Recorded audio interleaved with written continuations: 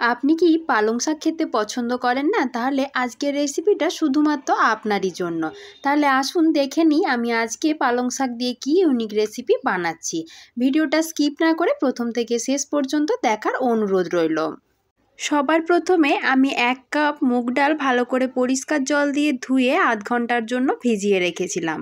আধ ঘন্টা পর ভালো করে জলটা ঝরিয়ে নিয়েছি। এবার একটা মিক্সিং জারে দিয়ে দিচ্ছি।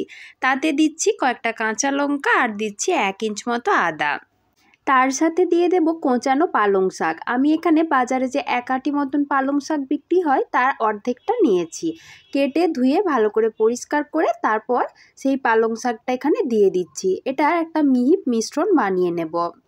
এখন আমি ওই মিশ্রণটার সাথে দিয়ে দেব স্বাদ মতো লবণ আর দিয়ে দিচ্ছি অল্প পরিমাণে একটু জিরের গুঁড়ো আর দিচ্ছি অল্প পরিমাণে একটু লঙ্কার গুঁড়ো। যেহেতু আমি কাঁচা লঙ্কা দিয়ে বেটেছিলাম তাই লঙ্কার পরিমাণটা খুব সামান্যই দিলাম। এবারে আমি ওই মিশ্রণটা চামচের সাহায্যে ভালো করে ফেটিয়ে নেব। এই ফেটানোর কাজটা যত ভালো করে করা হবে কিন্তু এই ধোকলাটা ততটাই সুন্দর হবে।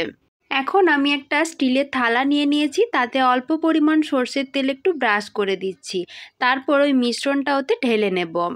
আমার আজকের এই রেসিপিটা কিন্তু সম্পূর্ণ নিরামিষ। আপনারা যে কোনো নিরামিষ দিনে এই রেসিপিটা অবশ্যই বানিয়ে দেখতে পারেন। খেতে কিন্তু অত্যন্ত সুন্দর হয়। এখন আমি আগের থেকে কড়াতে অল্প পরিমাণ জল গরম হতে দিয়েছিলাম। জলটা ফুটতে শুরু করেছে, তার উপর এরকম একটা স্ট্যান্ড বসিয়ে দিয়েছি, তার উপর রেখে দিচ্ছি থালাটা।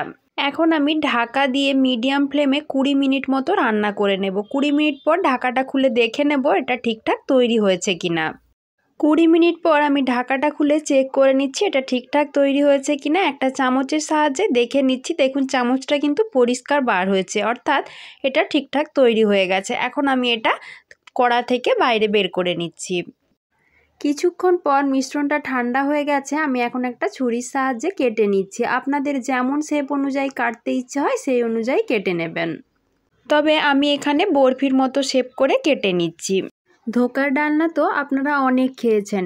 নিরামিষ এই পালং শাকের ধোকার ডালনা কি আপনারা খেয়েছেন? যদি না খেয়ে থাকেন তাহলে অবশ্যই একবার এই রেসিপিটা বাড়িতে ট্রাই করে দেখবেন। খেতে কিন্তু দুর্দান্ত হয়। দেখুন থালাটায় তেল ব্রাশ করা ছিল বলে পিসগুলো কত সুন্দর থালা থেকে বাইরে বেরিয়ে এসেছে। আমি আগের থেকে একটা কড়াইতে বেশ কিছুটা পরিমাণ তেল ভালো করে গরম করে নিয়েছিলাম। তেলটা গরম হয়ে যাওয়ার পর একটা একটা করে পিস আমি তেলের ওপর দিয়ে দিচ্ছি লাল লাল করে ভেজে নেবার জন্য। দেখুন দুটো পাশই সুন্দরভাবে ভালো করে ভাজা হয়ে গেছে। এখন আমি কড়া থেকে তুলে নিচ্ছি।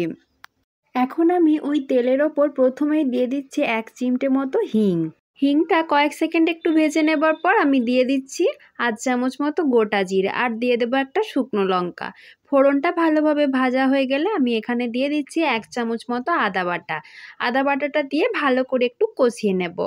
আদা ভালো করে ভাজা হয়ে গেলে আমি এখানে একটা ছোট সাইজের টমেটো কুচি দিয়ে দিচ্ছি।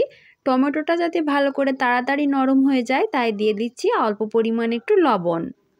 আমি আগের থেকে একটা বাটিতে হলুদ গুঁড়ো, জিরের গুঁড়ো, লঙ্কার গুঁড়ো আর ধনের গুঁড়ো দিয়ে সামান্য পরিমাণ জল দিয়ে একটা মিশ্রণ তৈরি করে রেখেছিলাম।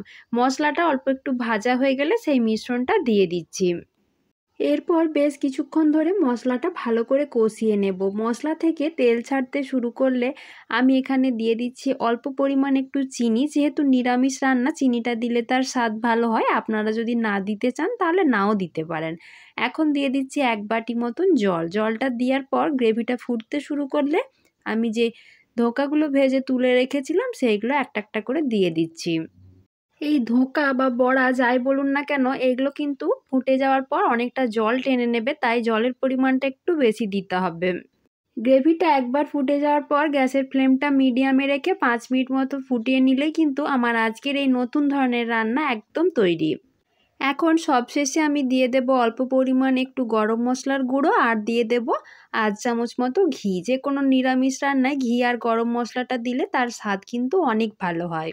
তাহলে বন্ধুরা আমার আজকের এই নতুন ধরনের পালং শাক রান্নার রেসিপিটা যদি ভালো লাগে তাহলে অবশ্যই একটা লাইক করে দেবেন আর সকলের মাঝে বেশি করে শেয়ার করবেন যাতে সকলেই এই রান্নাটা দেখতে পায়।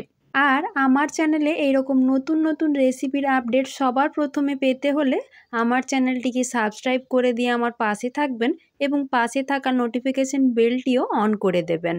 আমার রান্না কিন্তু পুরোপুরি তৈরি। এখন আমি গ্যাসের ফ্লেমটা বন্ধ করে 5 মিনিটের জন্য রেখে দেব স্ট্যান্ডিং টাইমে। আমি একটা চামচের সাহায্যে কেটে দেখাচ্ছি, দেখুন এটা ভেতর থেকেও কতটা সফট এবং খেতেও কিন্তু অত্যন্ত সুন্দর। আপনারা অবশ্যই যে কোনো দিন বাড়িতে একবার বানিয়ে দেখবেন, আর কেমন হলো কিন্তু আমাকে কমেন্ট করে জানাতে একদম ভুলবেন না। আজকের মতো এই পর্যন্তই, আবার দেখা হবে নতুন রান্নায়।